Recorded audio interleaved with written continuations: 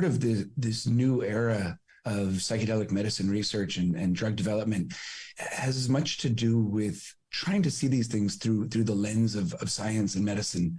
And that, what you're talking about from the 60s, of course, there was, Timothy Leary from Harvard and other folks who saw these as almost a societal panacea. Mm-hmm. And what preceded that, though, was quite a bit of research. So in the 40s, 50s, the psychiatric, the medical, the anti-addiction properties of psychedelic drugs were pretty extensively explored. And though we probably wouldn't take research from, say, the 50s and necessarily look at it in the same lens as we look at our current methods and research standards today, incredibly promising data was gathered in that first era of psychedelic research. And yeah, there was a concerted effort to discredit the psychedelic movement. And to some extent, that had a lot to do with the way that these drugs at the time, maybe medicines tomorrow, were seen as potentially being sort of against the dominant hegemonic forces of the United States. And there was this sense that the societal unrest could be fueled by the drugs. I mean, there are other hypotheses that the directionality was different or whatever else. But I think that through the hard work of some folks who way preceded my entry into the space, the promise of medicines that, as you say, had been purposefully discredited to actually make meaningful differences in people's lives and help them feel and be better has sort of emerged as more important than keeping these things put away. And so that's where we came into it. So let's define what a psychedelic is. I had many a friend back in the 60s. I went to University of Michigan, this radical left-wing college at the time in the early 70s and late 60s. And people were experimenting, and that was the counterculture was trying all this stuff here. The silent majority was shocked, and our parents were fearful of it.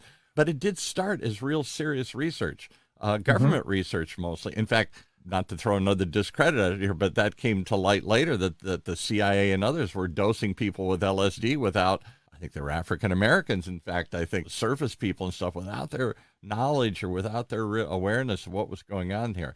All of this came from a serious purpose. Dr. Timothy Leary at Harvard and all these things. And then it soon turned into a cartoon, almost a frightening cartoon.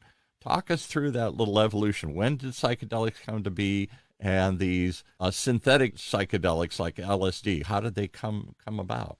Yeah, and when we talk about this, it's really important that we acknowledge that there's this incredibly long history, probably predating recorded history, wow, of various groups using drugs that have what we could call acute perceptual effects. Drugs that are highly potent, have very distinct and significant effects on cognition, on perception, on thought processes.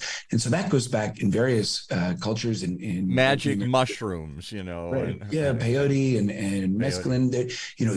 That predates the modern psychedelic era, even the early modern psychedelic era. So this has been going on for quite some time. And people even postulate things like the development of abstract thinking was related to discovering that certain drugs could disrupt perceptions and thinking. So there's that history. The kind of current early modern history of this stuff. 85 years ago, Albert Hofmann in Basel, Switzerland, was looking at ergot derivatives and trying to synthesize novel ergot derivatives. And in the case of LSD, was trying to look at something that affected vascular constriction. So like the way that our veins and arteries change their elasticity in order to accomplish various tasks to get blood around the body. Synthesized LSD, put it on the shelf. And the next step happened 5 years later, somehow ingested some, either absorbed it through his skin or took a tiny bit, and had a really strong perceptual effect.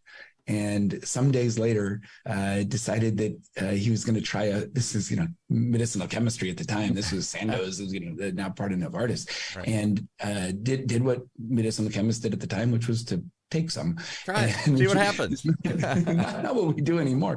But, and so he took what for most novel drugs would be a really small dose. He took 250 micrograms. So a quarter of 1 milligram. Now, just for reference for folks who haven't been following along, we're currently doing a phase 2B dose range finding study for LSD in the treatment of generalized anxiety disorder, which has a placebo arm and then 4 dose arms. The highest dose arm that we're using LSD to treat GAD with is 200 micrograms. So in thinking he took a very small dose, he actually took a rather significant dose and ended up biking home. And that's now become what's called Bicycle Day.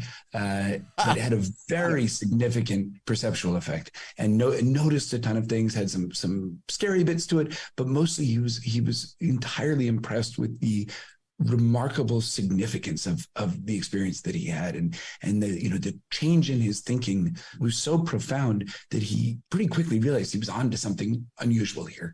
And subsequently, through the 40s and 50s, as I said before, LSD was used by psychiatrists and by sort of proto-neurobiologists to treat a lot of different things, everything from depression to what was then alcoholism or alcohol use disorder today.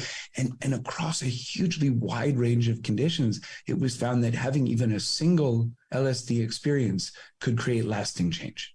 Wow. And so that then, of course, became what you were describing, the sort of counterculture and the use of these drugs for take a trip, tune in, turn on, drop out. And whether he said the CIA unwittingly dosing civilians, I've heard stories of them dosing one another by surprise.